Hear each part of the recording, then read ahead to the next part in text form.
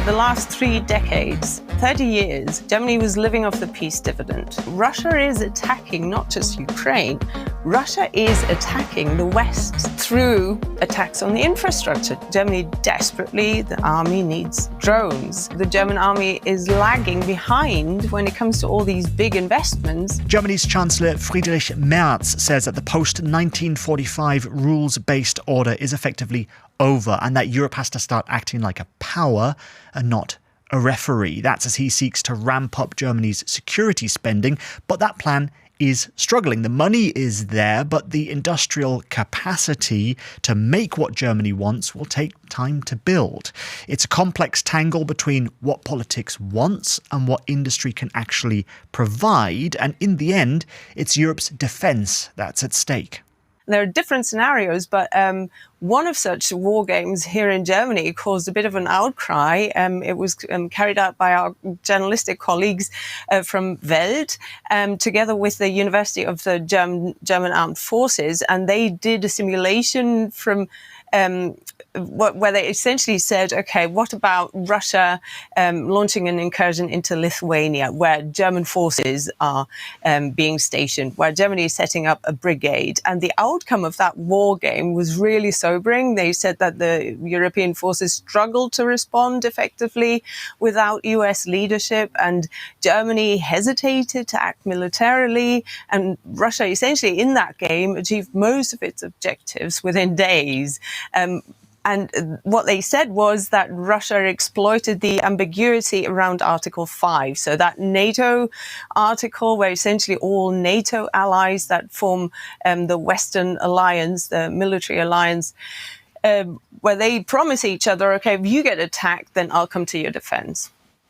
Right. So, of course, there's still a lot of uncertainties about Europe being able to operate independently, as you mentioned. So if it didn't get US support or didn't get US support on time, let's say, and there's so many different areas where Germany is looking to spend in order to boost its capabilities in defense. And part of the plan, as Friedrich Merz has mentioned, could be an independent European nuclear deterrent.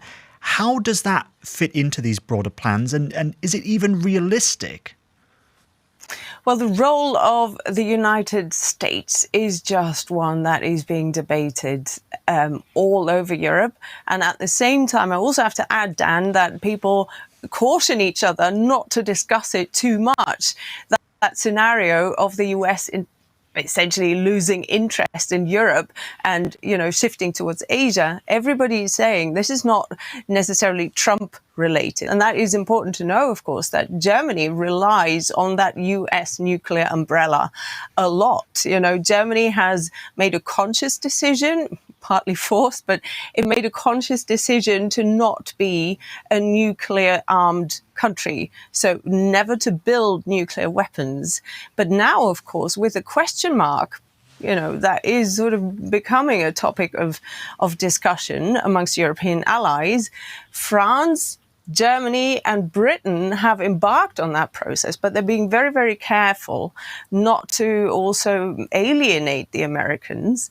But there is talk of essentially Germany slipping under the French umbrella. This is something where the experts always say, oh God, you can't talk like that. That is not how it works. But essentially, what the situation is like now with the United States is the United States has nuclear bombs stationed on German soil. They are essentially managed by the US Army. So the scenario would be those weapons would go elsewhere and Germany would need access to nuclear bombs. Can't produce them themselves because that would violate 2 very important international treaties. One, the Treaty on German Reunification, where Germany said, all right, we're not going to become a nuclear power. And the second one is the Treaty on Non-Proliferation that Germany also signed. So they can't build them themselves, but they say they need them so that no nuclear power around the world even gets the idea that they could attack. Okay, so this would require Germany and France working together, and it's not like Germany and France have had any issues working together in the past. In fact, there is actually a current another discussion, another debate between them that's ongoing and in public about the joint fighter jet FCAS. So they can't seem to agree on a few defence things by the looks of it. So is that disagreement over the fighter jet just a kind of bump in the road, or does it signal a deeper issue that Europe has about coordinating when it comes to defence projects and how money should be spent and what the strategy is? Well, yeah, you've mentioned FCAS. So, the fighter jet of the future that essentially works also with unmanned drones. And it's the perfect illustration of just what kind of a paradox we're dealing with when it comes to Europe's defense. So publicly, leaders do call for cooperation, for scaling up, for doing joint procurement of all those big military systems. But behind the scenes, especially France and Germany, those two very, very important European countries, they have deep disagreements over just what that next generation fighter jet should be, because they say France wants a nuclear capable, France being a nuclear power themselves, they want a nuclear capable jet, and Germany says it doesn't need that, A, because they don't have nuclear weapons themselves, and B, because they've got other jets that can carry those American bombs if they needed them. So Friedrich Merz has now caused, he's ruffled some feathers. And my understanding, Dan, is that the Germans have been very upset with the French always saying more needs to be done on a European level, and essentially meaning, okay, Germany, you've got all that money to spare now. Can you please spend a couple of millions? But when it comes to the fighter jet, we want to say just what it must be able to do. It looks like Trump is actually happy with Merz and his commitments on spending on defence. However, the spending, as I mentioned in the introduction, it's very easy to announce spending. It's very difficult to actually implement it. And this was part of the topic at the Munich Security Conference. So what's Merz had to say about his plans and the spending and the direction Germany is going on defence in more general terms? The message is clear. Germany is getting a lot of praise.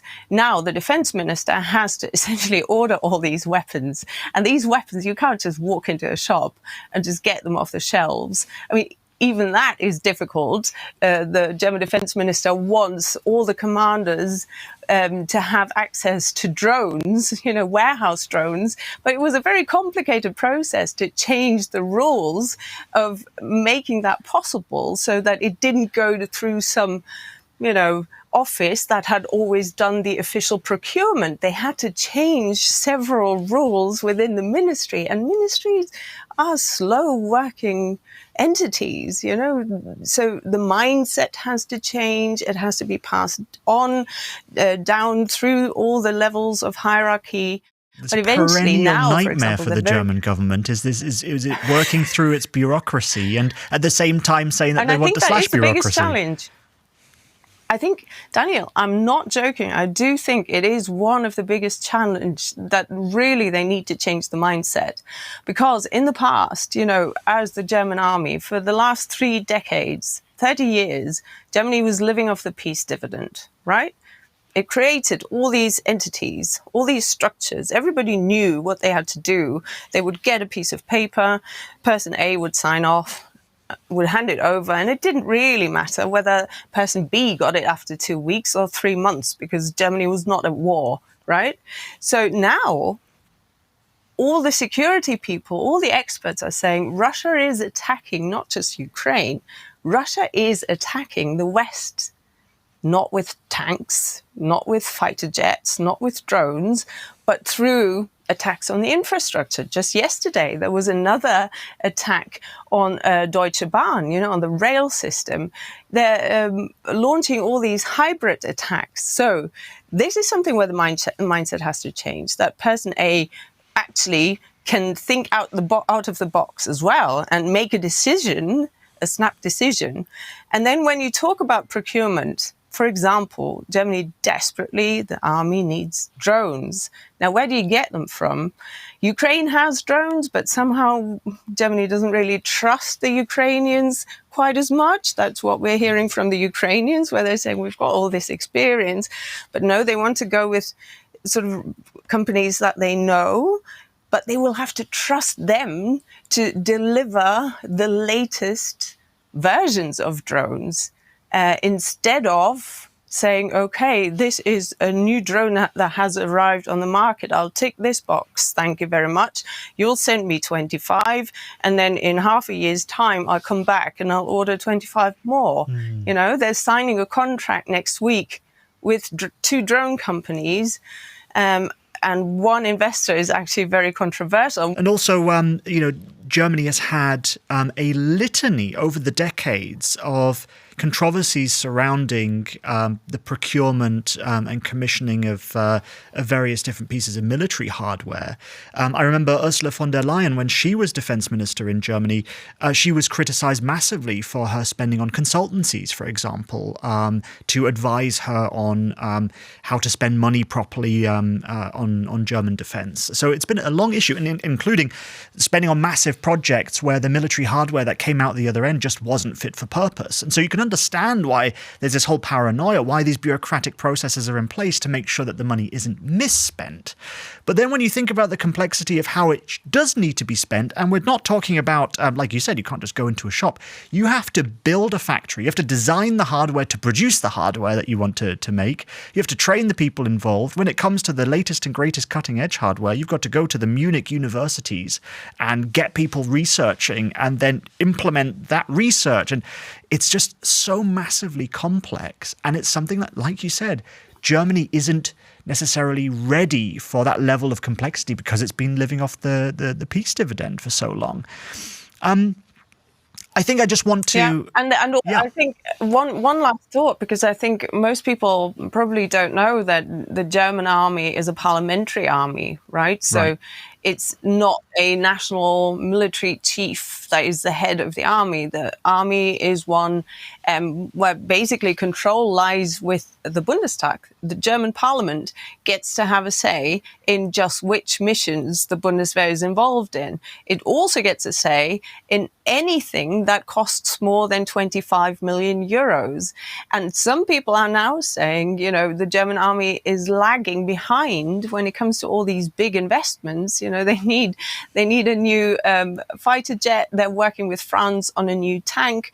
All these things, they of course also have given a lot of weapons to Ukraine, so they need to replenish their stocks. So Parliament has to sign off on all of these proposals, the 25 million euro proposals. And some people are saying maybe it's time to also raise the amount of money so that the parliamentarians are not kept busy signing off on all these things, because after a while they get annoyed. They don't understand all the details. You know, it's little things like that. But yes. Definitely change of mindset. And there are very important historical reasons for Parliament's involvement, which we don't have time to get into. But if people do want to hear about the complexities of Germany's role in the world and its politics and what's going on in Berlin, where can they hear more? We've got a new episode every week. And last week, for example, we did a live episode from the Munich Security Conference, and we had the Conservatives' chief whip. So Jens Spahn, very influential figure from the German parliament, and heard his reaction on the speech by the Secretary of State, Marco Rubio. So that's maybe fantastic. check it out. Yeah, you've got fantastic reporting and commentary, or analysis, I should say, on everything to do with German politics. So I think if people go to dw.com and search for Berlin Brief, and they'll find it there, or in the podcast app of your choice. Nina Haase, thank you very much for taking the time today. That was fantastic. And that was just a sneak preview of our podcast, The Dip, where we cover money stories that cross borders. If you want more and to listen to full episodes, just scan the QR code that's on your screen right now.